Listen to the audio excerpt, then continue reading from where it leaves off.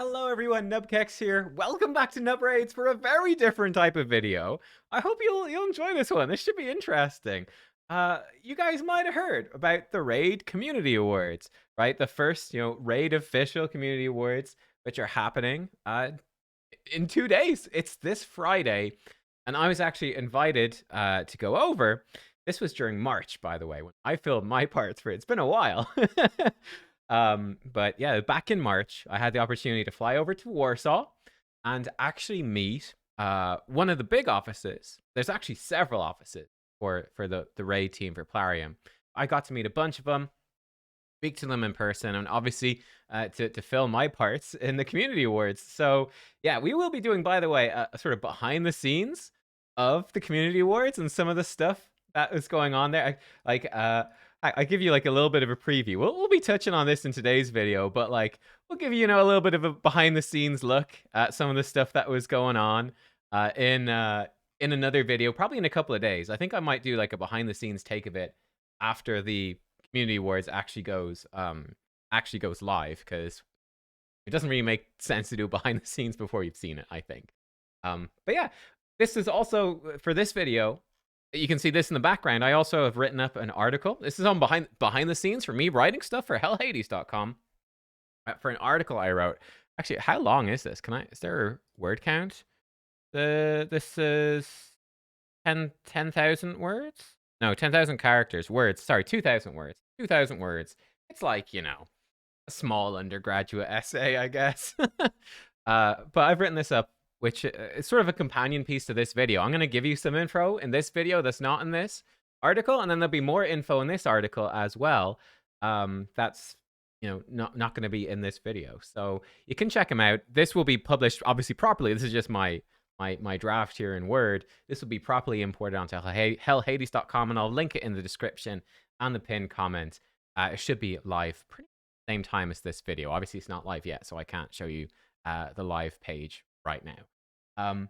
But let's talk about it.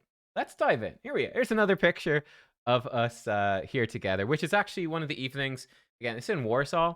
This was like I don't know what you would call it, like a big sort of food mall type place, like massive building with all like literally 30 or 40 different restaurants and bars all in this big spot, and like tables and benches and stuff everywhere, and it was great. We went out for food, and it was really nice. Actually, hang on. I wasn't planning to do. Let me show you. The best food was not from this night. Wait a second. Okay, interesting stuff actually. So, while we were out actually this night with a big bunch of the team, we actually did have some Ukrainian food, which was really nice. So, one of the things I had, the nicest Ukrainian food I had, it's just very simple, straightforward. It's a soup called borscht. It's basically a soup made with like beetroot and a bunch of other stuff, and it's got sour cream in it. It's actually really good. I actually made it at home as well. Now my version at home was not so good. My version wasn't quite as nice, I have to say, as the one that they had over there. But I will refine the recipe. We'll work on it. Like my version was a bit too bland. I think it needed a bit more like salt, or maybe some like meat stock or something. A bit more umami was needed. But yeah, borscht was really nice. We also had some the worst Ukrainian food I had, or I think it's just more of an Eastern European thing as well. I can't remember the name of it, but it was like they have it on New Year's Eve as like their hangover food. So it was like a potato cake with, I think it was herring, some sort of fish, and then beetroot as well.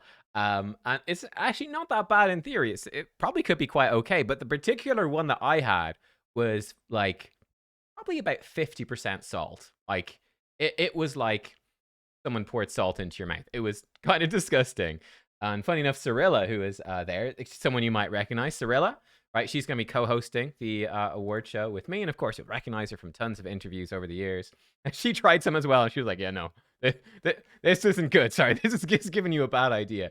But the nicest food, which is a Warsaw thing, if you're ever over there, it was actually on the last day when I was like going, before I went for my flight. Aces, who's one of the YouTube community people, alongside with Banana Jam, right? These are two people that you might hear us content creators talking about a lot, that we're basically talking to them almost every day, getting like news and feedback and info and all that sort of stuff. But she showed me a really cool place which is called Bar Pacific in Warsaw. They do a thing called an Octo Dog, which it's no, not this. This is it.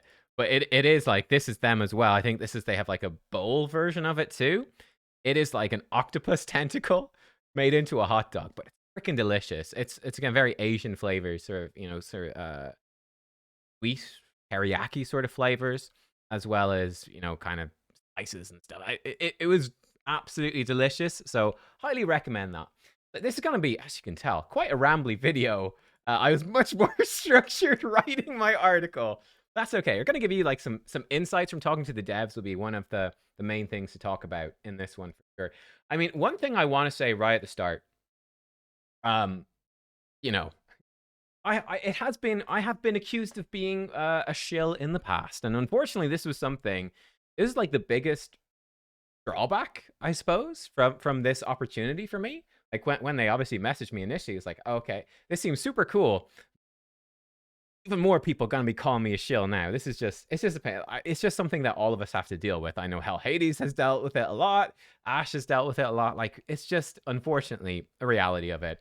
But the way I look at it is not to yeah, I kind of said, you know what, like don't let a couple of miserable people on the internet, try to ruin things for you. So I didn't want to do that at all. And yeah, it's just something we have to deal with. You guys could probably tell I I intentionally try to take a very positive approach to things. I think part of it is also just that's sort of naturally the way I am or the way I was raised or whatever. But it's also something I intentionally try to do. So I also sort of believe that it makes you a happier person, right? You keep trying to be positive, right? The brain. This is pure pseudoscience. I've got no facts to back it up. But right, this neuroplasticity, right? Seriously, I think that by being positive and trying to look on the bright side of things and trying to be optimistic, it actually makes you more optimistic. And yeah, so that's something I do. I try to, as much as possible, avoid drama and being negative and stuff. One interesting thing actually about this as well, you guys might not know, but my old channel, hang on. Oh, okay, this is my old channel. I don't know if I ever really talked about this before, but yeah, I used to years ago. It's how I sort of initially got big into YouTube was with Heroes of the Storm. It was sort of the thing that kicked me off. I can see actually my World of Warcraft stuff did really well. My top video ever was actually 500,000. I didn't know that 500,000 views for Vermintide too. That is funny. I should have done more videos on that. That's a missed opportunity. But yeah, I got a lot of it as World of Warcraft. But no, I did look there. There's me confirmed. It is me. That's me. That was only from 3 years ago. That would be near. That would have been near the end. But I did a lot of Heroes of the Storm stuff actually back on the old channel. That's a sick thumbnail. That's probably the thumbnail right there, that Alarak one I'm most proud of. That was sick. But I did a lot of Heroes. But I actually did a few events before, actually with Blizzard. And in particular, like the when they launched Heroes of the Storm 2.0, I got to go over to Paris, doing like a press event with Blizzard. I got to go to BlizzCon a couple of times. I have to say, again, like, it's oftentimes calling me a shill is quite unfair, but I will absolutely say I'm 100% a shill. 100% I can get behind that for the people working at Plarium and working on the game. Like, they are absolutely fantastic people. Seriously, they're real people, and these are just a few I met. We'll see more and from more pictures and more stories. I'm trying to keep a bunch of it still for the actual filming of the show because there was a bunch more people involved in that. This was more like from the dev team office tour I got, right? Actually meeting the team making Aid. But they're just really good people, and I will stand behind that every single day, no problem. But yeah, like funny enough, it was a similar thing for me with Blizzard was nowhere near as nice, really. The first time, like I said, when I went to Paris, that was actually really good. I met the European community team for Blizzard, and they were awesome people too. I was like, wow, this is really great. But then it was Blizzard, so like the next year, or then I think actually not even a year later, I think they were all fired, and then they shut down their Versailles office, and I was like, okay, well, that's nice. And when I went over to BlizzCon, it was really pure press. Like there was no real personalization. Nobody cared. It was just like, we flew you over and stuff. Go do your thing. We don't care. Again, this was by far for me the most positive of these sort of work experiences. they were really really sound actually. Like they were just like, yeah, I mean, let's go out for a beer and let's chat about the game. It was super chill, really nice. So yeah, 100% have to say that. Interesting that we got a few pictures here from the office. And I talk about this more in the article, but obviously their biggest office was back in Kharkiv in Ukraine, which is, a certain bald man decided that he don't like Ukraine very much. So there's been a lot of real life serious stuff going on. Like when people are like, yeah, you're a shill, you suck, and like I hate you. It's like, okay, that's not really that important compared to people actually having their homes destroyed. That was something that actually happened while I was over. Was like I remember I was walking with it was actually with Banana Jam, one of the YouTube managers, and she was on her phone, and she actually lives in Ukraine at the moment. She came over to Warsaw for this event, and she was like on her phone. It's like, oh, it's like a bomb, like an air raid warning coming through on her phone. That was like coming near her house where she actually lives. It's like that's real shit, man. That's and I talked about that more in the article and like some of the stuff that they have to face. And I linked to some of the older interviews. But anyway, back to this is their Warsaw office, which was a bit smaller, and they're actually talking about maybe even moving to like a bigger one soon, because obviously they set up their accommodation and their office pretty cool. Like the war happened, and it was pretty sound actually. That Plarium, I believe, helped to get a lot of their employees out of the country to Poland, where it's safer. That's where a lot of them still are now. Yeah, this is from Warsaw. They've got a big statue of the Arbiter. They were all like, man, there was a whole bunch more cool stuff in Kharkiv. We wish you could have seen it. But this one was pretty sick. Like, we got the statue of the Arbiter. Proof there's me with it, mimicking her pose. She's very tall, as you can see. Also, another fun thing, they had all these like rooms themed after shards. So yeah, there was the ancient, sacred, voids, and mystery. No primals, no primal shards. I guess those weren't confirmed when they initially built the office, and probably wouldn't have been. And they also had some like Mech Arena themed rooms as well, because I think Mech Arena, which is one of their other games, other big game, not as big as Raid, of course, but other big game that also works out of the same office. They had like these sort of, I don't know, almost telephone booths. People like go work in, maybe take business calls or something. I don't know exactly. But they're working out of those as well, which was which was pretty cool. Now, one thing that's actually really fun, I didn't talk to her. One of the people I didn't talk to, but I was like, I know who that is. I know that person was where is it? You guys might. This is Lydia. And it was really fun actually asking Stas, who's the associate game director, who's the main guy I was talking to, which is super cool. Like actually speaking to the associate game director about this sort of stuff. But this was from Lydia. Looks familiar, right? Looks familiar. Where are we? Over here. Yeah, okay, cool. This was from their Meet the Team video from a year or two ago. But she was there. I didn't get to talk to her, but she's one of the producers. But I was talking to Stas about it. This is Stas right here, who's the associate game. I'm trying not to name too many people. I say Stas was also, by the way, I'll say his name because he was, there he is actually, over. Yeah, he was actually Stanislav. He was actually here in this video as well as the associate game director. But I was chatting to him about like, wow, like, could you put yourself in the game or whatnot? And he was like, well, Lydia's in the game. I was like, well, you're the associate game director. Could you put yourself in the game? He's like, well, she's the producer. The producer gets to put herself in the game if she wants to. Me, not so much. But that was fun as well. One interesting bit was he was talking about Ninja in game as well. And it's saying the technology that they actually used, they actually like scanned his face in real life to make the character. And he was like, we got a lot of bad feedback about that.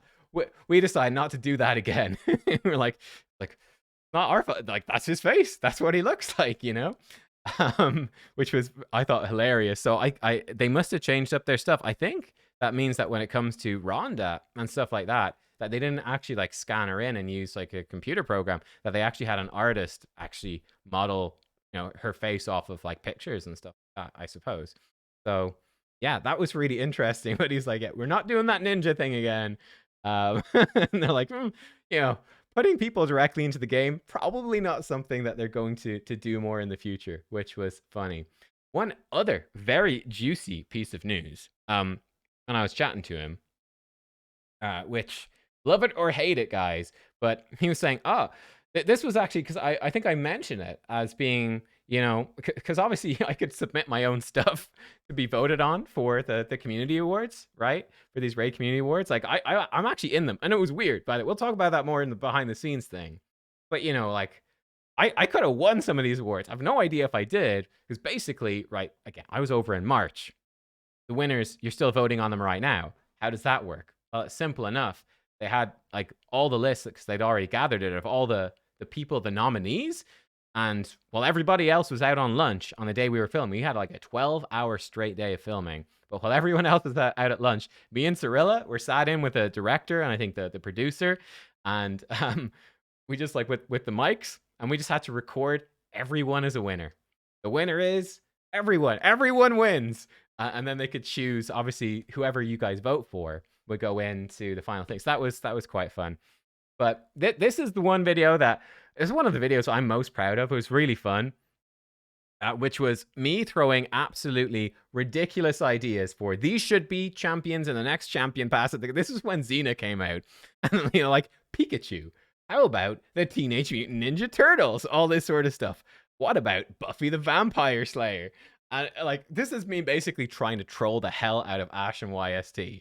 I'm just being like, how outrageous can I make it? I think at the end we had a big debate. What did we finally settle on? Our top three were Link, He-Man, and Legolas. Now, the funny thing is, when I was over there, Stas was like, yeah, dude, I saw that video. We really enjoyed it. And he was like, you know what? We've actually talked about potentially doing some of these for a champion pass in the future. He's like, I won't say which ones. And he's like, some of them aren't interested. And you know, some of them it just wouldn't quite work out. But he's like, you know, there were a few in there that are maybes. So I thought that was interesting. Maybe we could watch it through. But like, who knows? Who knows? You know, it is possible. You've heard it from the associate game director himself. Lola Bunny could be coming to Raid Shadow Legends. I mean, she could be a skinwalker. It could happen, is all I'm saying. So that was a little bit of fun. Where am I? I've got so many things open right now. Dear Lord, too many tabs. Too many tabs. But yeah, so that one was quite interesting. Another interesting one, and actually, where was it? I think that was a... Oh God, I think I've lost it. Have I lost it? No, it was over here. Again, one thing, like, I remember talking to Deadwood, because he had actually visited their offices before, and I know from talking to Deadwood that he's a huge fan of the team, and you know, he was saying that one of the things that really struck him about meeting the raid team and visiting was like how proud they are of their game. That to me definitely came through from talking to Stas. Like he's saying, we know our game not only, this is actually the perfect screen. We know our game not only as game designers, we know the game as the players, right? You know, Stas, this guy is crazy. He's insane. He's like, as someone, like, if I was a game director, I'd be like, God, I would not want to be watching YouTube videos and us being like, oh, Plarium suck and all of that stuff. I'd be like, that sucks. I don't want to hear that shit. You know, have someone else do it. But no, he listens. He's like, you know, while I commute into work, I catch up on all the YouTube videos. I try to watch as many as I can. And he's like, I'm working on Raid for the entire day. I'm playing Raid on the side the entire day. I go home. I'm playing Raid. Like, this guy is just like lives Raid 24/7. Like, he's insane. And there's others like that in there as well. I saw, like, while I was touring the office, I totally saw one of the devs, right? He was grinding Fire Knight on his second monitor for the it was the Armand's Fusion. The Fire Knight tournament had gone live, and he was grinding that thing. He was grinding it. I talk about it in the article actually, but it's really interesting. Like, they actually said, I was like, oh, do you guys get like any perks, right? Like, you know, if you really want a champion, you guys just give yourself the champion in game. And they're like, no, we don't do that. Like, we play the game legit, right? Obviously, they got their test server, and I was like, oh, do people in the office use the test server a lot? And they're like, no, not really. That's really for, you know, that particular development team, just for the development and QA testing and stuff. But, you know, most people actually just have to play the game for real. And in fact, they're even saying this, you know, you got free-to-play players in there. You've even got some big whales in there. So, you know, a lot of Plarium themselves even are whales, apparently, which was pretty funny. But yeah, like, it's actually cool to see. They actually do play the game a lot. I talk about this more in the interview. You know, you can play the game too much. You can absolutely, I talked about it here at one point. You can absolutely, there's a really interesting interview I've linked to as well from Mortdog, who's the lead developer for Teamfight Tactics, right, which is one of Riot's games. And he was like, he actually, to prove the point, he played his game, super hardcore for a while. And he was like, this made me worse at my job. He's like, being a player is good, but being a game developer is more important. And it's finding the right balance. I think that, the Raid team are actually pretty good at that. If they do something you don't like in the game, it's not because they don't play the game. It's just either they have different priorities or they haven't been able to change it yet or whatever. I think that's much more the case. It's actually something I talked about here as well. I did a video in the last week or so, which was about, the difficulty of the game. I actually think the game is a bit too hardcore. But when you talk to the devs, that's actually something that they try to do. I put my video out as just like genuine feedback, and they can take it or leave it as they want. That's all you can do, really. But they see the game like it's the identity of the game. They say, it's realistic graphic. It's not like, like I'm playing Honkai Star Rail at the moment as well, which is like casual and obviously very anime sort of graphics. Where there's AFK Journey, which I was doing as well for a bit, which is like that sort of Disney graphics and also quite casual. Like they see it, they're like, Raid is hardcore, right? It's a complicated game. It's a tough game. Like that's its identity. And as I even mentioned it in that video I did, I was like, the game is what, 5 years old now at this point? You don't want to radically change it. I personally would like to see it be a little bit more casual. But like that, because, I think it makes it tough for players that it is so hardcore. But again, for the devs, that's how they see it, right? They want the game to be hardcore. Because they say, like, it's realistic graphics, this hero collector game, realistic type fantasy graphics, hardcore game. It's difficult, it's complicated. You can invest a lot into it and get a lot back. In terms of challenge, like that is kind of our goal. That is what we want to do. That's the game that we are making. So like that's their vision, which has pros and cons, of course. But like that is the vision that they have for the game, which was really interesting, and they definitely very much emphasized it. Another interesting thing in terms of like playing the game. Hang on, where were we? Like in terms of playing, this is a good one, Tilly. In terms of some of the stuff they were looking, like one thing actually they asked me about, they're like, how much time like do you find you're spending in the game now? Like they were like, that was a genuine piece of feedback that they were looking for, that this is something they were thinking about. They're like, how do you find teams time spent in the game? Because that's something that we're really trying to look into at the moment. So I thought that was cool, and like they genuinely wanted to know. And I was mentioning, like, for instance, the Titan events in game. I was like, I quite like them, but I say, man, you could totally have like people like a real FOMO, like you feel bad for skipping events, and they're like, yeah, that is the main problem, and like we're even still trying to address it, and we're testing these Titan events out and seeing how it works, because it's like, yeah, we want to give events for people that are hardcore, that have been playing the game for ages, to keep challenging them. But it's like, but we don't want people to feel like they're missing out. So it's like, we'll see how it goes. And I thought that was actually really cool. Like it is, it's this sort of open-minded approach, because I mean, bearing in mind it's a live game as well that they're developing. You kind of have to keep pushing stuff out, and some of it is figured out along the way. Another interesting thing that they've talked about before, actually, let me frame it like this. Where was it? But we actually got to speak to the devs earlier in the year. And again, this was really interesting. Hades actually did a video on it. This one here. Don't miss this one. First time in 4 years the CC's met the Raid senior team. But again, funny, they actually didn't want us to do videos. Hades did it anyway. Hades don't care. But they didn't really want us to do videos. It was like, the devs just want to talk to us and get feedback and back and forth. I thought that was a kind of an interesting idea. It's like, we're not looking to make press about this. We just, actually want to talk about stuff. But there's a few interesting things actually have come out of this. So one thing is, in terms of stuff that they're working on for the near future, they said that their biggest focus for the near future, they have a big focus on quality of life. And they wouldn't tell me exactly what was coming, but they basically said, we think you're going to really like it. So I'm very interested to see what this quality of life stuff is. And I mean, at this point, it's a couple of months, it's a month and a half since I actually was over there at this point. Hopefully that means it's coming pretty soon. So stay tuned for that. Hopefully big quality of life stuff. I hope it is big. I hope I do like it. But that's something that's potentially coming soon.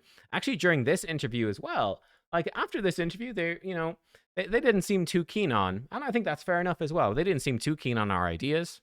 I think some of the other CCs were really bothered by that like, Plarium wasn't immediately picking up the ideas. For me, again, the way I see things is like, look, your game, it's your vision. Here's what I think. Like, again, I think Raid should be a little bit more casual friendly. But if they go, we don't want to do that, then that's fine. I think it's a mistake, but like, it's your game. It's not a big deal.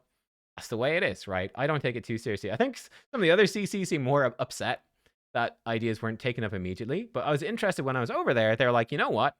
We actually thought about the feedback you guys were giving during that. And after we reflected on it after some time, like we weren't initially on board with some of the ideas, but we actually changed our mind on at least one thing. And they're like, we're working on a new thing. I think it's a new dungeon. And they're like, we're working on that right now. And yeah, this is happening because of the talk that we had with you. So I was like, that's actually pretty cool. I don't know what it is. Hopefully it actually comes out and it's not like something they try and it doesn't work out and I look like a fool here. But I thought that was pretty cool. Like, that was pretty sick. That was interesting. So yeah, quality of life. It sounds like some good stuff, things the community have been asking for. And funny enough, when I was talking to them, right, this is a big thing as well. Part of being, I suppose, a live service game, they have a pretty tight development schedule. It's actually way shorter than I thought. So they're saying that typically it's about a 6-month development cycle for new content. Like they said, the Cursed City, they started that like mid-2023 and delivered it at the end of 2023, which is kind of crazy. Like they really focused in and built it up, which is incidentally why they're saying that they couldn't do any champion balancing, which sucks. It's one of those things, right? You'd really want to have both. But I guess the realities of game budget and design and just the employees you have and whatnot, that's tricky to do.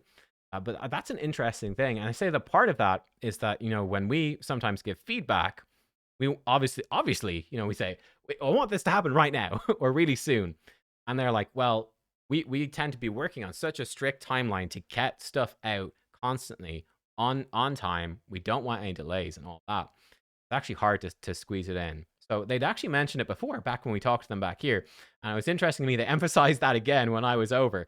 They're like, we would love to respond to feedback faster, but it's just not practical. Like if we respond to feedback straight away, that can potentially disrupt everything, push major content back, completely disrupt the workflow and stuff. So yeah, hopefully again, that'll be something they could improve in the future, honestly, of course. But that's the reality right now. The funniest thing about it for me was that he was like, sometimes, we're working on these fixes for a while, and we might even have the fix done, and it's coming in the next patch or two. Like it's almost ready to go. And you guys make a video complaining about it. And we can't say anything. We've already got it fixed. And then we put the fix live, and then all the YouTube videos come out saying, finally, Plarium listened. And he's like, I mean, we always try to listen and we try to do stuff.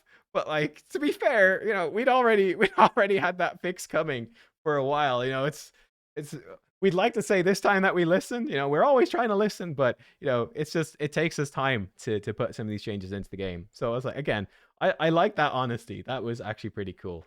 Yeah, that was pretty sick. Again, we'll go back to this. There were a few more interesting little tidbits that were coming in through here. One fun one was just in terms of, or one spicy one. You might even put this as the title of the video. I'm not sure. Was talking about game balance and all that sort of stuff, and it was very upfront. They were like, yeah, let's be real. Geomancer objectively should be nerfed. Like he is too strong, but they said he won't be. Like we're not actually going to do it because community would be really mad, and like he's been around for so long at this point as well. Like we really can't change it. But they're like, man, basically it's sort of that vibe of if we could go back in time, we wouldn't have made Geomancer this strong.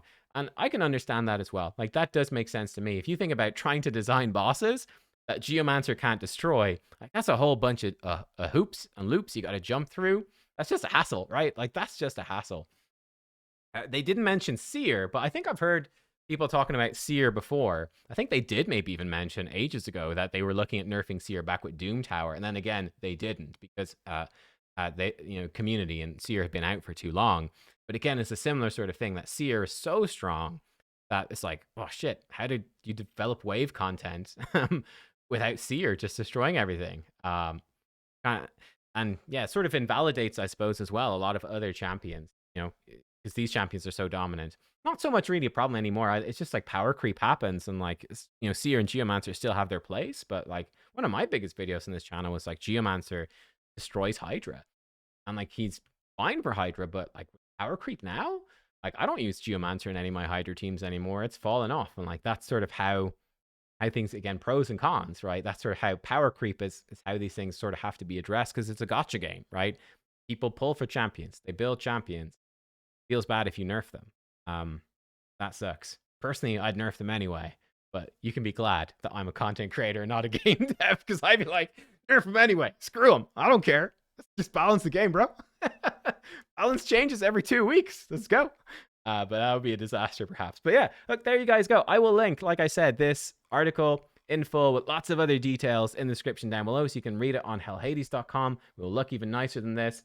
And yeah, stay tuned for the Raid Community Award Show, which is, I don't know when exactly, but sometime on Friday.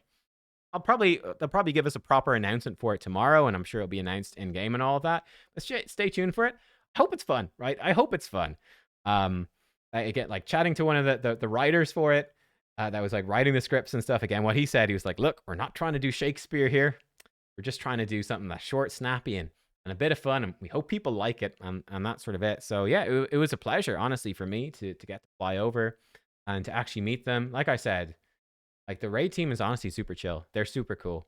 At least in the Warsaw office. Maybe the other offices are super evil, and they're all just cackling madly over piles of money and throwing darts at pictures of the players. Maybe. I can neither confirm nor deny, but guys in the Warsaw office for sure. And then also a bunch of the team. I did actually get to meet a bunch of people from other countries there, from Ireland as well, which is from England, obviously from Ukraine, from all over. They're all really nice people. Yeah, like that was a really fun experience. It was fun. So there you go, guys. Let me know what you think about it all. I hope you'll enjoy the community show.